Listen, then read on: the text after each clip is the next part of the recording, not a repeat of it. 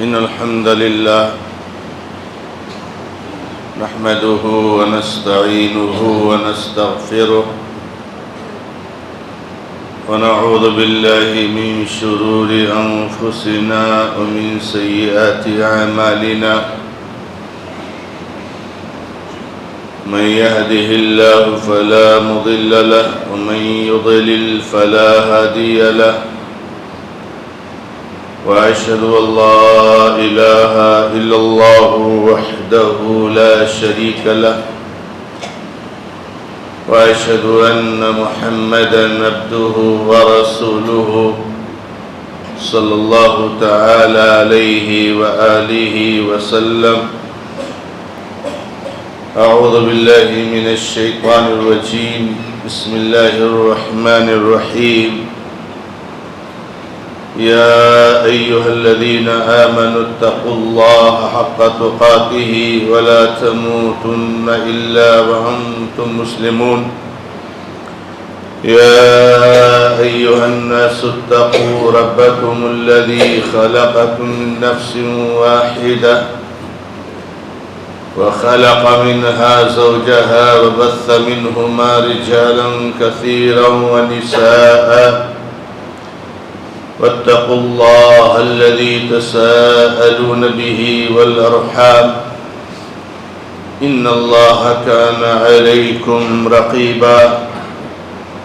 يا أيها الذين آمنوا اتقوا الله وقولوا قولا سديدا يصلح لكم أعمالكم ويغفر لكم ذنوبكم ومن يطع الله ورسوله فقد فاز فوزا عظيما.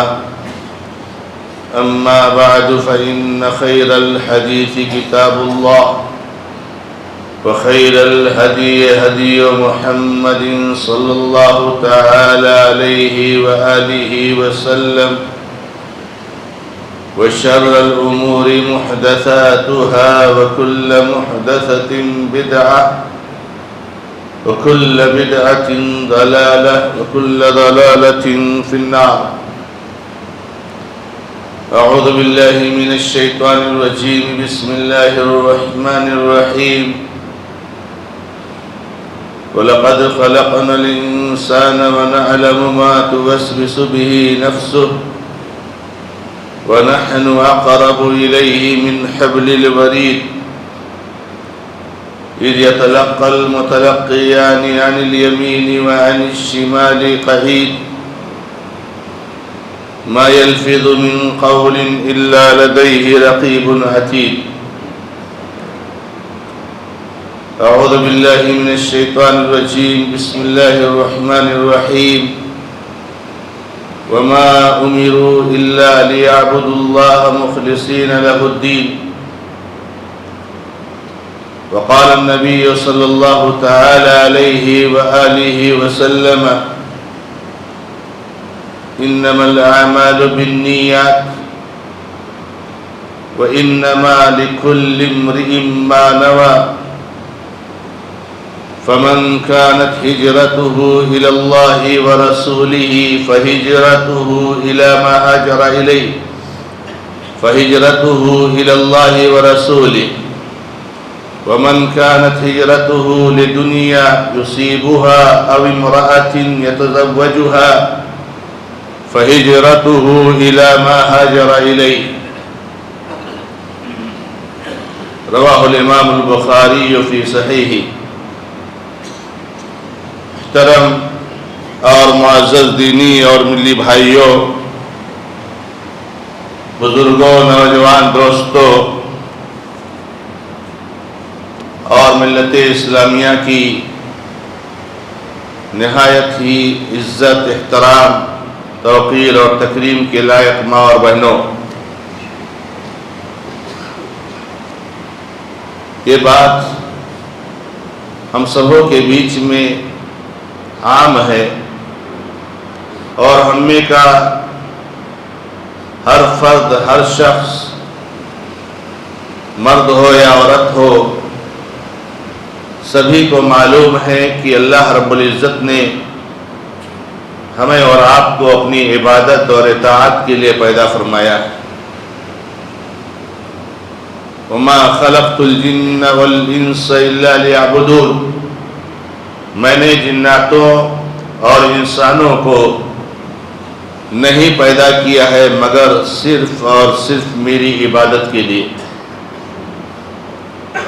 اور اللہ رب العزت کا بڑا کرم اور احسان ہے کہ انسانیت کی اس بھیڑ میں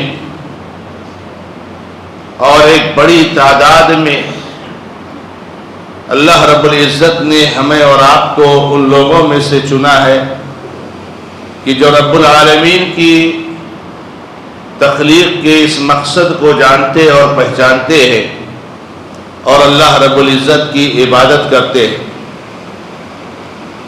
یہ جمعہ میں حاضر ہونا، یہ نمازوں میں حاضر ہونا اور یہ مختلف قسم کے اعمال صالحہ انجام دینا اسی بات کی علامت ہے کہ ہم نے اپنی تخلیق کا مقصد سمجھا ہے اور جانا ہے کہ رب العالمین نے ہمیں اور آپ کو اپنی عبادت کے لیے پیدا فرمایا ہے۔ اسی طرح سے ظلم اور زیادتی، محرمات اور منہیات، حرام کردہ چیزوں سے بچنا بھی اس بات کی علامت ہے کہ ہم نے اللہ نے ہمیں جو پیدا فرمایا ہے اس کا کیا مقصد ہے، اس کو ہم جانتے اور سمجھتے ہیں۔ اس لیے دیکھیے، بہت ہمارے بھائی ہیں، بڑی محنت کا کام اور بہت طویل جو ہے اللہ رب العزت کی عبادت کا سلسلہ قائم رکھتے ہیں اور مختلف اعمال سے اور مختلف کوششوں سے وہ اللہ رب العزت کے ہمیں اور آپ کے پیدا کرنے کے اس مقصد کو پورا کرنے کی کوشش کرتے ہیں۔ آج کے اس خطبہ میں اور اس کے بعد ایک یا دو خطبے میں آپ کو یہ بتانے کی کوشش کروں گا میرے بھائیوں کہ ہمارا کوئی بھی عمل ہو، چاہے وہ چھوٹا ہو اور چاہے وہ بڑا، چاہے وہ بہت محنت والا عمل ہو اور چاہے وہ آسان عمل ہو، ہمارا کوئی بھی عمل اللہ رب العزت اس وقت تک قبول نہیں کرے گا جب تک کہ اس عمل میں دو شرطیں نہیں پائی جائیں گی۔ عمل کر لینا ہی کامیابی نہیں ہے میرے بھائیوں، عمل کر لینے سے ہی کامیابی نہیں مل جاتی ہے، بلکہ ہمیں اپنے عمل میں اس چیز کو ڈھونڈنا پڑے گا اور تلاشنا پڑے گا اور اس کو چیک کرنا پڑے گا کہ کیا ہمارے ہر عمل میں، چاہے وہ نماز ہو، روزہ ہو، زکوٰۃ ہو، حج ہو، صدقہ خیرات ہو، غریب کی مدد کرنا ہو، پریشان حال کی پریشانی میں کام آنا ہو، چاہے وہ حرام چیزوں سے بچنا ہو، ہمیں چیک کرنا پڑے گا میرے بھائیوں کہ ہمارے اس عمل میں کیا یہ دو شرطیں پائی جاتی ہیں یا نہیں پائی جاتی۔ اس کو ہمیشہ چیک کرنا چاہیے، کیونکہ اگر اس کے اندر یہ دو شرطیں پائی جاتی ہیں تب تو الحمدللہ آپ کامیاب ہوں گے اور آپ ان اعمال کے عظیم ثواب کے مستحق ہوں گے اور اللہ رب العزت آپ سے راضی اور خوش ہوگا۔ لیکن اگر ہمارے اعمال میں یہ دو شرطیں نہیں پائی جاتی ہیں تو میرے بھائیوں، ہم تو کامیاب ہونے سے رہے، الٹا یہ اعمال ہمارے لیے وبال جان بن جائے گی۔ دو شرطوں میں سے ایک شرط تو یہ ہے جس کو ہم اور آپ جانتے ہیں، اور الحمدللہ اس روئے زمین پر ایک چھوٹی سی جماعت ہے جو اس شرط کو پورا کرنے کی کوشش کرتی ہے، اور رب العالمین نے ہمیں اور آپ کو اس جماعت میں چنا ہے، اور وہ شرط ہے اللہ کے نبی محمد رسول اللہ صلی اللہ علیہ وسلم کی سنت کی مطابقت۔ کوئی بھی کام کرے تو سوچیں کہ کیا نبی صلی اللہ علیہ وسلم نے ایسے ہی کیا ہے؟ کیا نبی علیہ السلام نے یہ کام کیا ہے؟ کیا نبی علیہ السلام کا طریقہ یہی رہا؟ تو آپ کو معلوم ہونا چاہیے، اور بہت دکھ کے ساتھ یہ بات کہنی پڑتی ہے کہ آج 90% سے زیادہ مسلمانوں کو اس کی کوئی فکر نہیں، اس کی کوئی فکر نہیں ہے میرے بھائی. نماز پڑھنا ہے چاہے جس طریقے پر بھی ہو، روزہ رکھنا ہے تو رکھنا ہے چاہے جس طریقے پر ہو. 90% مسلمانوں کو اس کی کوئی فکر نہیں ہے. 10% بھی مسلمان نہیں ہے کہ جن کو ہمیشہ یہ بات کھائی جا رہی ہے کہ میں جو عمل کر رہا ہوں وہ محمد رسول اللہ صلی اللہ علیہ وسلم کی سنت کے مطابق ہے یا نہیں ہے. اور انہی میں سے میرے بھائیوں، انہی کم تعداد میں سے میرے بھائیوں، اللہ رب العزت نے ہمیں اور آپ کو بنایا ہے اور ہمیں اور آپ کو اس کے لیے چنا ہے. نہ کسی سے نسبت ہے، نہ کسی طرف ہماری اضافت ہے، نہ کسی سے بیعت ہے، نہ کسی کی مریدیت ہے، نہ کسی سے اور کسی طرح کا لگاؤ ہے. صرف اور صرف محمد رسول اللہ صلی اللہ علیہ وسلم کی سنت کو ہر عمل کے موقع پر ہم تلاشتے ہیں اور تلاشنے کی کوشش کرتے ہیں. اور یہ ہمارے لیے بہت کامیابی کی بات ہے. یہ عمل کی قبولیت کے لیے ایک شرط ہے. اور دوسری شرط وہ ہے اخلاص، کہ نبی علیہ السلام کی طریقے کے مطابق بھی ہو اور آپ کے عمل میں اخلاص ہونا چاہیے. آپ کی نیت خالص ہونی چاہیے. آپ خلوص نیت کے ساتھ اس عمل کو انجام دیں. آپ اپنی عبادت میں، اپنی اطاعت میں، اپنے عمل میں مخلص ہوں. یہ میرے بھائیوں دوسری شرط ہے. اہل علم بیان کرتے ہیں کہ ان دو شرطوں کی اہمیت کو اگر آپ کو سمجھنا ہے تو اس طریقے سے سمجھنے کی کوشش کیجئے. ایک پرندہ ہے میرے بھائیوں، پرندہ. پرندے کو اللہ تعالیٰ نے دو بازو دے رکھی اور ان دو بازو، ان دو پروں سے، ان دو پنکھ سے وہ پرندہ اڑتا ہوا آسمان کی فضاؤں میں چلے جاتا ہے، بلندی کو پہنچ جاتا ہے. ایسے ہی ہمارے عمل کے دو بازو ہیں میرے بھائیوں. اس اہمیت کو سمجھنے کی کوشش کیجئے میرے بھائیوں. بہت دکھ ہوتا ہے کہ ایک مسلمان جو نماز نہیں پڑھتا ہے اس کی وجہ سے وہ اللہ رب العزت کے غضب کا شکار ہو رہا ہے. لیکن ایک مسلمان نماز پڑھ کر کے بھی اپنے اندر، اپنے عمل کے اندر اس شروط کو پورا نہ کرنے کی وجہ سے محنت کرنے کے باوجود، وقت دینے کے باوجود، کوشش کرنے کے باوجود وہ اللہ رب العزت کے غضب کا مستحق بن رہا ہے. کہا وہ نماز پڑھ رہا تھا کہ اللہ کی غضب سے بچ جائے، لیکن نہیں، وہ نماز کی وجہ سے اللہ کے غضب کا شکار ہوا میرے بھائی. تو جیسے ہمارا عمل ہے ایسے اس کے دو بازو ہیں. ایک بازو ہے اخلاص اور دوسرا بازو ہے اتباع سنت. آپ کے عمل میں جب یہ دونوں شرطیں پائی جائیں گی تو آپ کا عمل اڑتے اڑتے اوپر اٹھتے اٹھتے اللہ رب العزت کے پاس پہنچ جائے گا.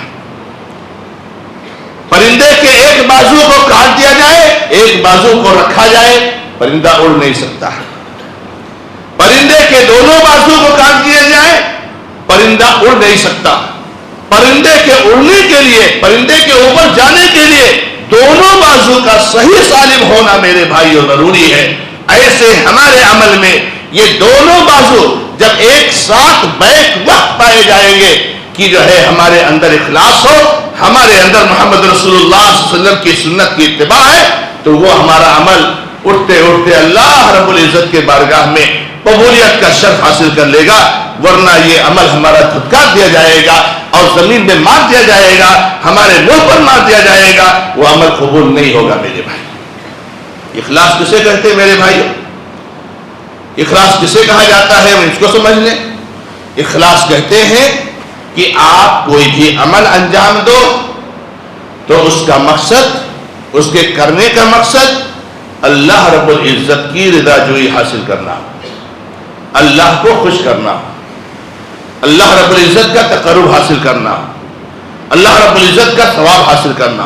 کوئی بھی عمل میرے بھائی. یہ ہمارے کچھ بھائی ہیں جو اعمال کو جو ہے مختلف قسموں میں تقسیم کرنے کی کوشش کرتے ہیں. میرے بھائیوں نہیں، ہمارے پاس اعمال سب ایک ہی ہے میرے بھائیوں. سب اعمال اللہ کی اطاعت.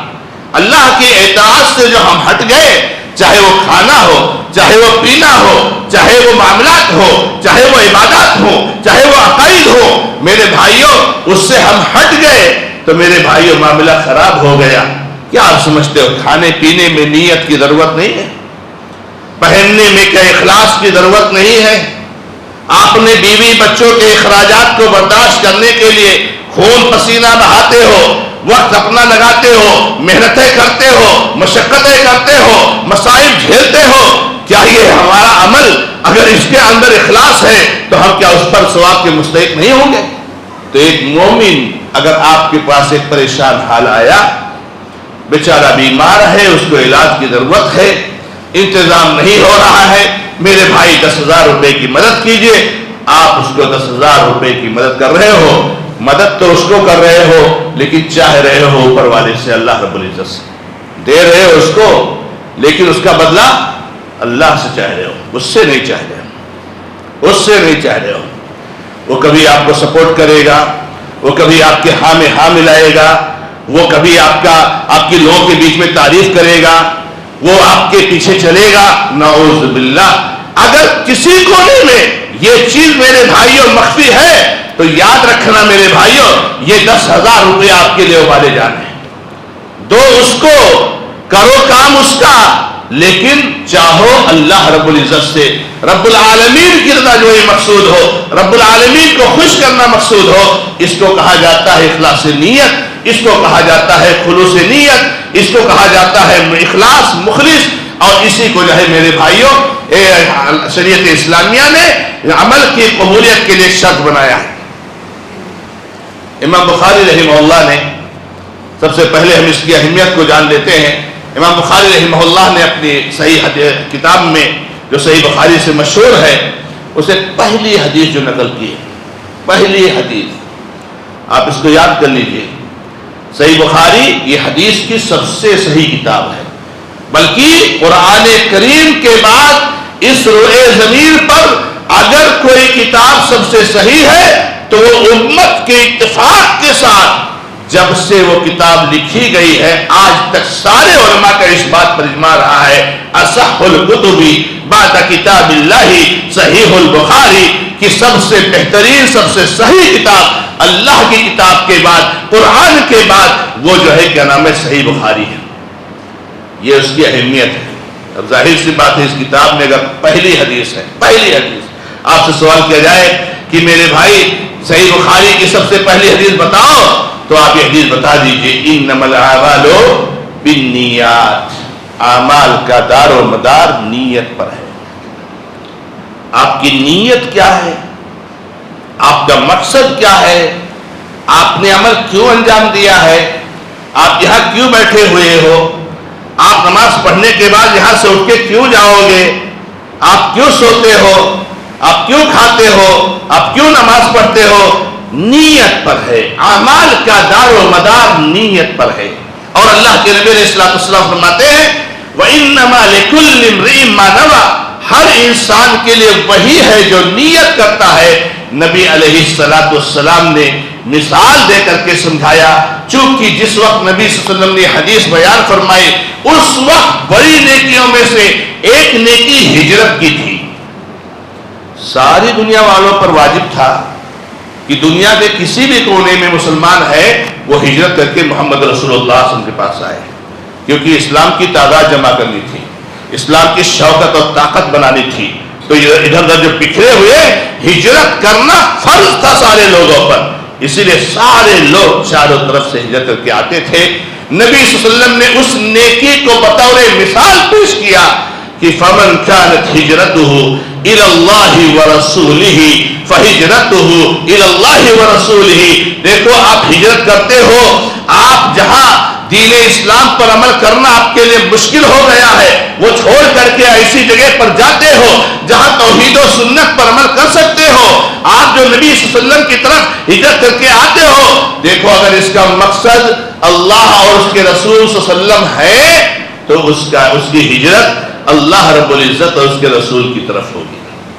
لیکن اگر کوئی ہجرت اس لیے کرتا ہے کہ کوئی دنیا حاصل کرنا ہے، وہاں زیادہ بزنس اچھے سے چلتا ہے، وہاں جو ہے کوئی عورت ہے جس سے شادی کرنی ہے، لدنیا یصیبها او امرأة یتزوجها، یا کسی کسی عورت سے شادی کرنا ہے؟ اللہ کے نبی علیہ الصلوۃ والسلام نے فرمایا فَهِجْرَتُهُ إِلَىٰ مَا هَاجَرَ إِلَيْهِ، تو اس کی ہجرت ویسے ہی ہوگی، اسی کی طرف ہوگی جس کی طرف اس نے جو ہے کیا نام ہے ہجرت کی ہے۔ تو ہجرت میرے بھائیوں اعمال کا دار و مدار نیت پر ہے۔ نیت یہ خالص اخلاص، یہ خلوص، یہ کسی عمل کی روح ہوتی ہے۔ روح جیسے ہمارا یہ جسم ہے، ہمارے جسم کی اصل کیا ہے؟ روح ہے۔ روح کو قبض کر لیا جاتا ہے، یہ جسم لاش بن جاتی ہے۔ انسان کتنا بھی صحت مند تندرست ہو، انسان کتنا بھی مالدار ہو، اگر اس کے بدن سے، اس کے جسم سے روح نکال لی جائے خلاص وہی مر جاتا ہے۔ روح کو قبض کر لیا جاتا ہے تو انسان مر جاتا ہے۔ اگر عمل صالح میں سے نیت خالص کو اخلاص کو یہ قبض کر لیا جائے، نہ رہے اس میں، اس کا کوئی فائدہ نہیں، میرے مرا ہوا عمل ہے میرے بھائی۔ علامہ ابن قیم رحمۃ اللہ علیہ کہتے ہیں کہ وہ ملاک ذالک کلہ الاخلاص والصدق، بہت ساری باتیں بیان کرنے کے بعد ان ساری چیزوں کی جو اصل ہے وہ اخلاص اور سچائی ہے۔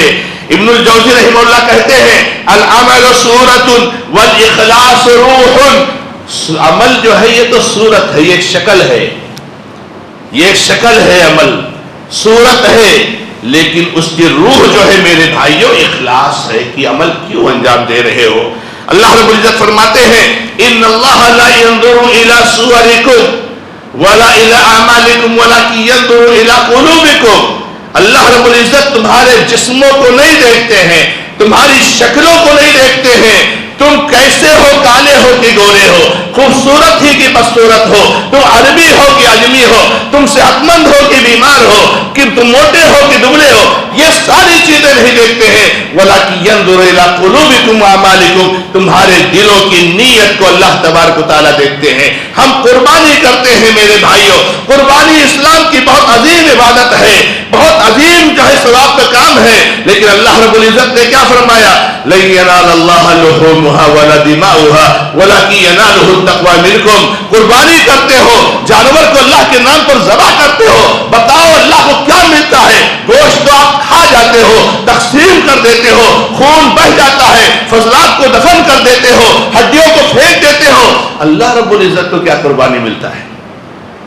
لَن يَنَالَ اللَّهَ لُحُومُهَا وَلَا دِمَاؤُهَا، نہ اس کا خون ملتا ہے نہ اس کا گوشت ملتا ہے، وَلَكِنْ يَنَالُهُ التَّقْوَىٰ مِنكُمْ، لیکن اللہ کو تمہارا تقویٰ، تمہارا اخلاص پہنچتا ہے۔ اپنے قربانی کیوں کی، کیا مقصد ہے، وہی اللہ کو پہنچتا ہے، اسی کی بنیاد پر آپ کو ثواب دیا جاتا ہے۔ میرے بھائیوں یاد رکھو اللہ کے بندو کہ اگر اخلاص نہیں ہے تو بڑی بڑی نیکیاں ہونے کے باوجود، بڑی بڑی محنتیں ہونے کے باوجود اللہ کے بندو جہنم کا منہ اور جہنم کا راستہ ہی دیکھنا پڑے گا۔ اخلاص نہ ہونے کی صورت میں انسان کے پاس کتنی نمازیں ہوں، انسان کے پاس کتنے روزے ہوں، انسان کے پاس کتنے صدقہ اور خیرات کرنے کا جو ہے کرنے کی نیکی ہو، میرے بھائیوں اس کو جہنم میں ہی جانا پڑے گا۔ اللہ کے نبی صلی اللہ علیہ وسلم کی صحیح بخاری کی اس حدیث کو یاد کیجئے، نبی علیہ السلام فرماتے ہیں جہنم میں سب سے پہلے جن لوگوں کو ڈالا جائے گا وہ 3 قسم کے لوگ ہیں، وہ 3 قسم کے لوگ ہیں۔ ان میں سب سے پہلے نمبر پر وہ شخص ہے جو قاری القرآن ہے، قرآن کو پڑھتا ہے، جانتا ہے، سمجھتا ہے، دین کا علم ہے، شریعت کا علم ہے، اس کو اللہ تعالیٰ بلائے گا، کہے گا کہ تجھ کو بہت نعمتیں دی تھی، بڑی دولتیں دی تھی، لیکن اللہ تیرا کرم بہت ہے، تو نے بہت دولت دی تھی، کیا کیا تو نے کیا کیا؟ قرآن پڑھنے کا یہ جو ہے علم اور یہ دولت، قرآن کو سمجھنے کی دولت، حدیثوں کا علم، شریعت کا علم، عقائد کا علم تم کو اللہ رب العزت نے دیا، تم نے کیا کیا؟ کہے گا یا اللہ میں نے لوگوں کو سکھایا، میں نے لوگوں کو بتایا، لوگوں کو میں نے سمجھایا، لیکن اللہ تعالیٰ کہے گا کذبتا، تو جھوٹا اور کذاب ہے، تو نے اس لیے لوگوں کو سکھایا ہے، تو نے لوگوں کو اس لیے بتایا ہے کہ تاکہ تجھ کو کہا جائے کہ تو بہت بڑا عالم ہے، بہت بڑا قاری ہے، قرآن کا بڑا ماہر ہے، قرآن کو سمجھنے والا ہے۔ فقد قیل، کہا گیا دنیا میں تجھ کو بڑا عالم کہا گیا، بڑے بڑے نام لیے جاتے تھے تمہارے، بڑا شہرہ تھا تمہارا، اور پھر ثم امر به فصحب به الى النار، اللہ اس کو حکم دے گا جہنم میں گھسیٹ کر ڈال دیا جائے گا۔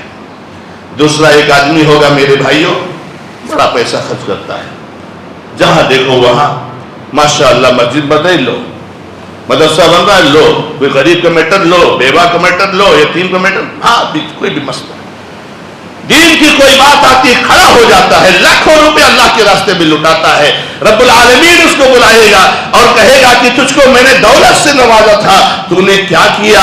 رب العالمین سے کہے گا یا اللہ میں نے تیرے راستے میں بہت خرچ کیا، بہت خرچ کیا۔ اللہ رب العزت کہے گا تو جھوٹا اور کذاب ہے، تو نے اس لیے خرچ کیا تاکہ تجھ کو کہا جائے کہ تو بڑی سخاوت کرنے والا ہے، بڑا دینداتا ہے، بہت زیادہ دینے والا ہے، ہر جگہ دیتا ہے، ہر جگہ خرچ کرتا ہے، تو تجھ کو دنیا میں کہا گیا اور گھسیٹ کر کے جہنم میں ڈال دیا جائے گا۔ اور تیسرا وہ شخص ہے میرے بھائیوں جو اللہ کے راستے میں شہید ہوا، اللہ اکبر، شہادت، اللہ کے راستے میں مرنا کتنا بڑا، کتنی فضیلت کا کام ہے۔ اللہ رب العزت اس کو بلائے گا کہ تجھ کو میں نے صحت دی تھی، جوانی دی تھی، طاقت دی تھی، قوت دی تھی، تو نے کیا کیا؟ وہ کہے گا یا اللہ تیرے راستے میں لڑتا رہا یہاں تک کہ شہید ہو گیا۔ اللہ رب العزت کہے گا تو جھوٹا اور کذاب ہے، تو اس لیے لڑا، اللہ کے راستے میں جنگ اس لیے کرتا رہا کہ تاکہ تجھ کو کہا جائے کہ تو بہت بہادر ہے، بہت شجاع ہے، بہت نڈر ہے، ڈرتا نہیں ہے، جنگ میں سب سے آگے رہتا ہے، اور وہ کہا گیا اس کے بعد جہنم میں گھسیٹ کر کے ڈال دیا جائے گا۔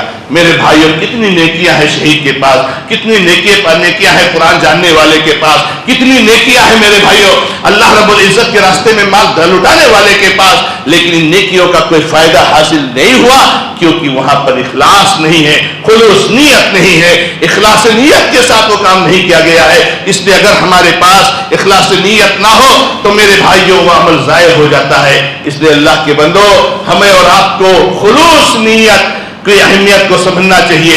اللہ رب العزت سے دعا کرتا ہوں کہ رب العالمین ہمیں اور آپ کو اس کی توفیق عطا فرمائے، اللہ تعالیٰ ریاکاری، شہرت اور نمود سے بچائے۔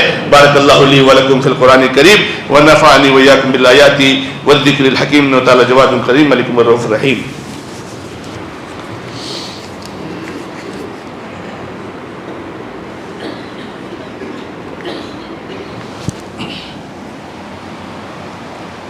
الحمد للہ رب العالمین، واشہد ان لا الہ الا اللہ وحدہ لا شریک لہ، واشہد ان محمدا عبدہ ورسولہ صلی اللہ تعالی علیہ وآلہ وسلم۔